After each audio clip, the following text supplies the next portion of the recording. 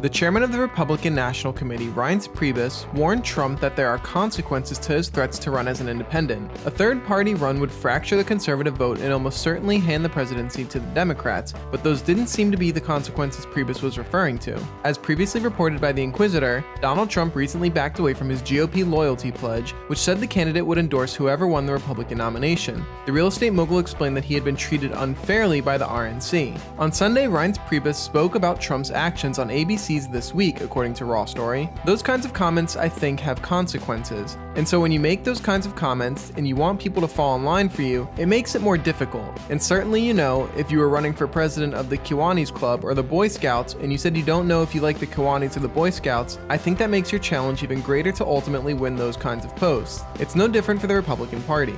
The chairman implied that the comments could put Trump's access to the party's database at risk. The comments come after Chairman Reince Priebus had a closed-door meeting with the real estate mogul at the party's Washington headquarters. According to Time, the RNC has been working overtime to educate the public on the GOP's complicated convention rules, explaining how Trump could still lose despite winning the most delegates. Although 95% of the delegates at the convention will be bound to vote for their pledged candidate in the first round of voting, in the second round most delegates will be free to vote for whoever they choose. Then, if a third round occurs, all delegates will be free from previous obligations. Reince Priebus insists that he doesn't have the power to change the rules, that it's up to the Rules Committee, but said that the regulations would likely stay the same from the 2012 race. That would mean the nominee would have to have a majority of delegates in at least 8 states. So far, the only two candidates to pass that test are Ted Cruz and Donald Trump. Reince Priebus also appeared on NBC's Meet the Press and insisted the party is prepared to support the eventual nominee, whoever it is. He wouldn't comment on if Trump would be the strongest candidate in the general election, but said all the candidates could win in the end.